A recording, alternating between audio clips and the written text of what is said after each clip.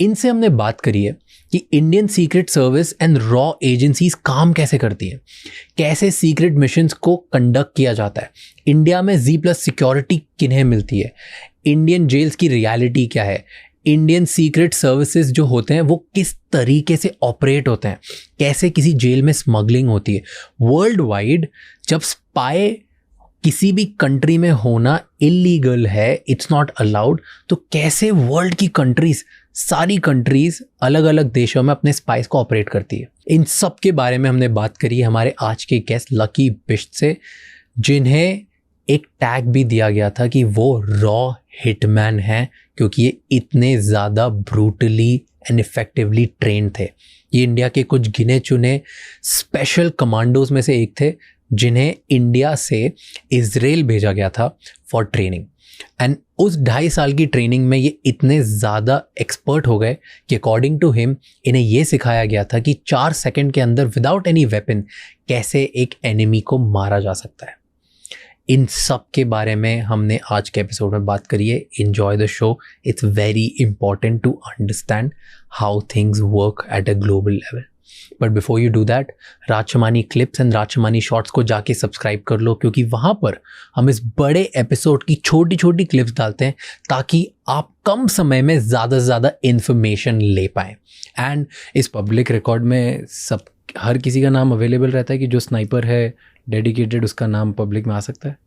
नहीं, एक्चुअली क्या है सर, देखिए कि हर किसी का नाम भी नहीं आ सकता, डिपेंड करता है नाम कौन डालता है। देखो, उससे पहले भी अगर आप एक इंसिडेंट देखो 2011 से पहले भी, तो एक सिंपल था, दुनिया की नज़रों में कुछ भी हो कि एक आइडेंटिटी मेरी अलग थी कि मैं डिफेंस के लिए काम करता हूँ, ठीक है, या इंडियन आर्मी के लिए काम करता हूँ, या स्पेशल फोर्स के लिए काम करता हूँ, या NSG के लिए।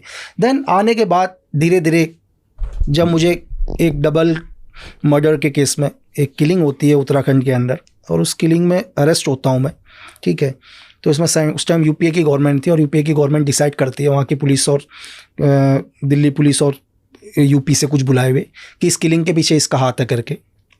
तो कैसे, क्यों आपको ही क्यों पकड़ा? राजू पारगाई और अमित आर्या केस पर। ये दोनों कौन थे? एक्चुअली दोनों, अगर आप रिकॉर्ड देखो तो दोनों के हिसाब से एज ए गवर्नमेंट रिकॉर्ड में दोनों एक बड़े गैंगस्टर्स हैं, ठीक है, दोनों बड़े गैंगस्टर्स, और कई केसेस हैं उनके ऊपर। मर्डर्स केस तो आम बात है, ठीक है, लेकिन कुछ आर्म्स डीलिंग्स पर भी हाथ है इनका। ओके, तो इलीगली वेपन स्मगल करते थे। वेपन्स और मर्डर्स तो आम बात थी, मर्डर्स वगैरह तो बहुत हैं। और इससे जब इनकी किलिंग हुई तो इनके ऊपर ये दोनों मर गए? दोनों मर गए, एक ही बुलेट से वन शॉट, एक बुलेट से दो लोग मरे? 2 आदमी, 1 bullet in 2 man kill sir, एक ही गोली से दोनों आदमी।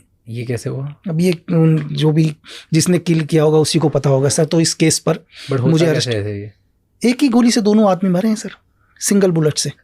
कैसे होता है, मतलब व्हाट इज पॉसिबल? अच्छा, PM एक ही कि जिसने भी मारा है, जिस शूटर्स ने भी मारा है इसको, जिस आदमी ने भी, उसने ऐसा एम लिया कि उसे दोबारा ना मारना पड़े 2 गोली। उसने इस टाइप का डायरेक्शन बनाया है कि वो एंगल लिया है कि एक ही साथ दोनों का हेड जाना चाहिए करके, दोनों के हेड एक साथ एक ही गोली से। और कैसे पॉसिबल है? मान लो अगर ये 2 लोग हैं तो सामने से दोनों नहीं, तो फिर वो एंगल वैसा लेगा ही नहीं ना सर, साइड से रहते। एज ए थ्योरी के हिसाब से, अगर जैसे मैं स्नैपर हूं, तो एग्जांपल के लिए आप और मैं बैठा हूं, ये मैं और आप हैं अभी सामने, एक दूसरे के सामने बैठे हुए। अगर कोई स्नैपर होगा, अगर मेरी थ्योरी के हिसाब से अगर कोई चलता है, तो 100% या तो आपके बैक से मुझे मारेगा, मेरे बैक से आपको मारेगा, दाएं बाएं से नहीं मारेगा। ठीक है, क्योंकि एक गोली मारने के बाद तो रीलोड करेगा, तो इतनी देर में मैं रेडी हो जाऊंगा, सेकंड्स के फर्क में। तो उसने जो भी एंगल बनाया है, या तो आपके 360 डिग्री बैक पर बनाया उसने, ठीक है, या मेरे 360 बैक पर बनाया, तो जो भी उसने पॉइंट रखा, उसने दोनों का हेड एक ही गोली से पॉइंट रखा है सर। तो उस हेड से फिर इस हेड से पार एक ही, तो ये एक की अगर आप तो पावरफुल स्नाइपर नहीं, गोली बहुत पावरफुल है सर। गोली के अंदर क्या होता है, आपको डिपेंड करता है गोली का रेंज क्या है। हर गोली का अपना रेंज होता है दुनिया के, ठीक है। आप एक पिस्टल से फायर करते हैं तो पिस्टल का रेंज है 15 मीटर सर। 15 मीटर पर मेरी तरफ से आप 12 सर भी लेके आ जाओगे तो 12 सर भी उड़ा देगा, वो पार कर जाएगा। अच्छा। AK-47 है, 3 पार कर देगा सर। बट एक ही शर्त होनी चाहिए कि गोली आपके बोन में टच नहीं होनी चाहिए सर, क्योंकि बोन बहुत मजबूत होता है, बोन को गोली नहीं पार कर पाती, एकदम से तोड़ देगी, पार नहीं कर पाएगी। एक बुलेट से 2 लोगों को मार दिया, 2 लोगों को, दोनों टॉप गैंग करी है। मैंने करी है किलिंग, ठीक है। लेकिन किलिंग के लिए भाई उस टाइम यूपीए गवर्नमेंट एक ही चीज थी कि यार भाई किलिंग का कोई मोटिव तो होना चाहिए, क्यों मारूंगा। चलो एक कोई मतलब नहीं, हम कहीं जानते ही नहीं, लेकिन मारेगा क्यों आदमी? लेकिन सबसे बड़ी दिक्कत यूपीए गवर्नमेंट के लिए यही आ गया, किलिंग का रीजन क्या डालें करके। ठीक है, कि रीजन क्या डालें किलिंग का। बट क्या मतलब 1000 लोग और मार सकते थे, आपको ही क्यों उठाया? कुछ तो मिला होगा, कुछ तो प्रूफ हुआ होगा कि नहीं बस शक के दायरे में उठा दिया। एक्चुअली क्या हुआ कि जिस क्राइम सीन पर उनकी डेड बॉडी मिली, उसी क्राइम सीन पर एक हॉलिस्टर मिला उनको। हॉलिस्टर मतलब पिस्टल जिस पर रखी जाती है। हाँ। ठीक है, और मेरी गन का जो लाइसेंस, मेरे पास जो गन है सेम उसी शेप की है, उसी साइज की गन है जो हॉलिस्टर आता है। और दूसरी चीज कि वहां की कुछ इंटेलिजेंस वगैरह को इनपुट ये लगा कि ये शॉट 100% उसके अलावा किसी का नहीं है। पहली चीज कि मतलब इस टाइप का शॉट और कोई एरिया में उन्होंने नहीं सिर्फ ले एक ही चीज बोला था, मतलब जिसने मेरे को अरेस्ट किया, जिस आईपीएस ने अरेस्ट किया, वो मुझे एक ही चीज बोलता है, देख कि मैं तुझसे ये नहीं पूछ रहा हूँ कि तूने मारा, मैं तुझसे ये नहीं पूछूंगा। बोला मुझे मालूम है तूने ही मारा है, मुझे सिर्फ ये जानना है तूने क्यों मारा है। और क्यों ऐसा बोला उसने एक ही क्वेश्चन किया, बोला कि ये शॉट तेरे अलावा दुनिया में किसी ने मारा ही नहीं है। उसका एक ही क्वेश्चन था सर, उसने बोल दिया मैं तेरे से ये नहीं पूछूंगा कि तूने मारा है या नहीं मारा, मैं तुझसे सिर्फ ये पूछ रहा हूँ तूने क्यों मारा, ये तेरे अलावा किसी और का किलिंग है ही नहीं। तो 3 दिन तक रिमांड में रखा, 36 घंटे तक, वो भी बिना मतलब बताए गवर्नमेंट को, बिना कोर्ट अलाउ नहीं है किसी को भी। अच्छा, आप 24 आवर्स से अपनी कस्टडी में नहीं रख सकते, इल्लीगली रखा, इल्लीगली 36 घंटे तक अपनी कस्टडी में रखा। एक ही क्वेश्चन कि क्यों मारा। तो फिर आपको जेल में ले गए। फिर जब उनको कुछ नहीं लगा तो क्या मोटिव लगाएं करके, मोटिव भी तो चाहिए ना। अगर दुनिया के अंदर क्या है सर, 302 क्या है और 304 क्या है, 302 और 304 में क्या फर्क है? अगर कोई, जरूरी नहीं कि हर किलिंग 302 ही हो। क्या होता है 302 और 304? 302 क्या है, अभी आप और मैं यहाँ बैठे हैं और मैं एकदम से क्या करता हूँ, अभी आपको ये उठाता हूँ और मार देता हूँ, आपकी डेथ होती है। ये जाएगा, ये कोर्ट में 302 ही लगेगा अभी मेरे ऊपर। जो एक FIR दर्ज होगी, चार्जशीट होगी, वो 302 की ही दर्ज है क्योंकि मेरे कहने से आप मरे हो। लेकिन कोर्ट में ये प्रूफ हो जाएगा कि जब मैं यहाँ पर आपसे पॉडकास्ट करने आया था, मेरा इरादा आपको मारने का नहीं था, मैं तो पॉडकास्ट करने आया था यहाँ पर। ठीक है, तो रैंडमली कुछ ऐसा हुआ कि मुझे गुस्सा आया और मैंने आपको मारा और आप मर गए, तो ये हत्या हुई, लेकिन गैर इरादन हत्या हुई। ओके, मतलब अनइंटेंशनल। मेरा इंटेंशन तो नहीं था ना पहले से, लेकिन यहाँ पर हो गया। तो ये 304 है।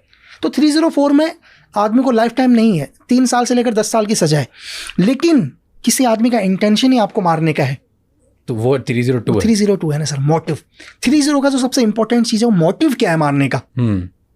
अगर मैं घर से ये सोच के आया हूँ कि मुझे आपको मारना है तो 302 है ना, लेकिन वो क्यों है आपको ये भी प्रूफ करना पड़ेगा क्यों। या तो मैं पागल तो नहीं हूं ना, तो कोई ना कोई तो रीजन देना पड़ेगा ना आपको। मोटिव से आपको डाला अंदर? मोटिव था ही नहीं उनके पास कुछ भी, तो इसलिए छोड़ दिया। बस लास्ट में छोड़ने में भी 4 साल लग गए सर।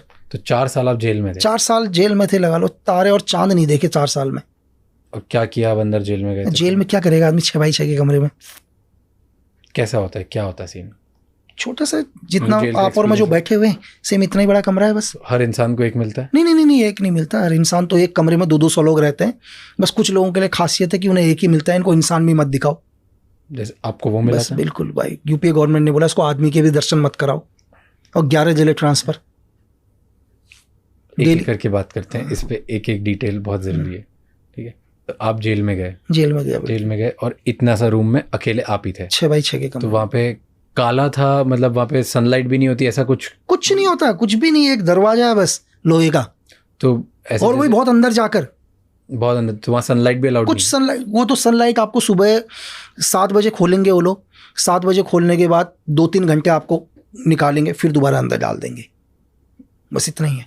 तो बाकी लोग पूरे दिन बाहर रहते हैं? बाकी लोग तो बाहर रहते हैं, तो स्पेशल कुछ लोगों के लिए अंदर। तो आपको स्पेशली ऐसे डाला? स्पेशली बिल्कुल 6x6 के कमरे में।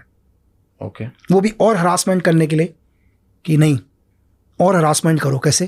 क्योंकि कोई दोस्त है वो मिलने आने वाला है। एग्जाम्पल के लिए कि मुंबई में अंधेरी में रखा है और अंधेरी में आप ही आ गए मुझसे मिलने के लिए। अब आप भी मुझसे ना मिलने आओ तो इसको एक काम कर दो, इसको गुजरात भेज दो और दूर कर दो ताकि इससे मिलने वाला भी ना आ पाए कोई हफ्ते में, महीने में एक। और मेंटली टॉर्चर। तो कोई मिलने नहीं आ पाता था आपको? इतनी दूर कहाँ आएगा मिलने के लिए? कहाँ पे थे आप? अलग अलग 11 जिले ट्रांसफर।